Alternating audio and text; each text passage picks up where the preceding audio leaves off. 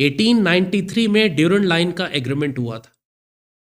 Durand line کے agreement کے بارے میں تھوڑا سا آپ کو بتا دیں چونکہ افغانستان میں بار بار اسی کا حوالہ آج کل دیا جاتا ہے. 19 سینچری میں برٹش امپائر جس نے انڈیا پر قبضہ کرنا شروع کر دیا تھا اس نے اپنی فوجیں افغانستان میں بھی بھیجنا شروع کی. پہلی اینگلو افغان وار 19ویں صدی کے کو شروع میں ہوئی اور اس کے 50-60 سال کے بعد 1880-85 وغیرہ میں دوسری افغان وار ہوئی جس کے اندر یہ گئے.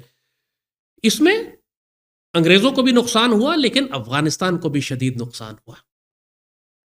اور بالآخر 1857 کے بعد جب برٹش امپائر نے پورے انڈیا پر قبضہ کر لیا تو ان کے پاس اب وسائل بھی تھے, پیسہ بھی تھا, فوجیں بھی تھی اور یہ زیادہ طاقت کے ساتھ افغانستان کو انفلوئنس کر سکتے تھے. تو سیکنڈ افغان وار جو 1880s وغیرہ میں ہوئی انڈیا پر پورا قبضہ کرنے کے بعد اس نے افغانستان کو بالکل دیوالیہ کر دیا.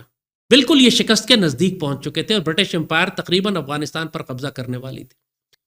تو برٹن نے یہ مناسب سمجھا کہ افغانستان کو ایز اے بفر سٹیٹ چھوڑ دیا جائے, یہ گارنٹیز لے لی جائیں افغانستان سے کہ یہاں پر آپ روسیوں کو نہیں آنے دیں گے تو ہم افغانستان پر حملہ نہیں کریں گے.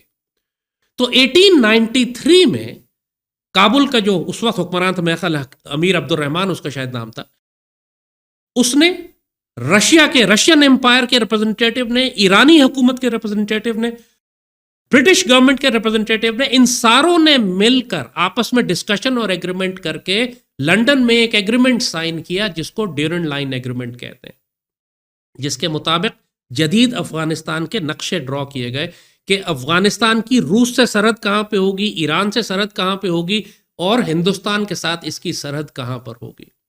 اور ساتھ یہ بھی طے کیا گیا تھا کہ افغانستان کے بادشاہ کو تنخواہ جو ہے وہ برٹش امپائر دے گی. یہ بات کرتے ہیں نا آزادی کی, بادشاہ کی تنخواہ برٹش امپائر کی طرف سے جاتی تھی اس بات کے لیے کہ آپ روس کو افغانستان میں داخل ہونے کی اجازت نہیں دیں گے.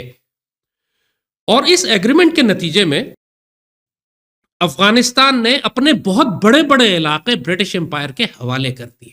انہوں نے اپنی مرضی سے کیے تھے. یہ سارا چترال کا علاقہ اور باجوڑ اور ٹرائبل ایریا اور بلوچستان اور پشاور, یہ سب انہوں نے اپنی مرضی سے برٹش امپائر کو سرنڈر کیے, دے دیے کہ آپ لے جائیں, ہم ان علاقوں کو مینج نہیں کر سکتے. شکست تسلیم کی اور جواب میں انہوں نے کہا کہ آپ ہمیں صرف سال کی تنخواہ دیتے رہیں گے. بادشاہ وقت کو تنخواہ ملتی تھی برٹش امپائر سے. یہ ہے ان کی آزادی.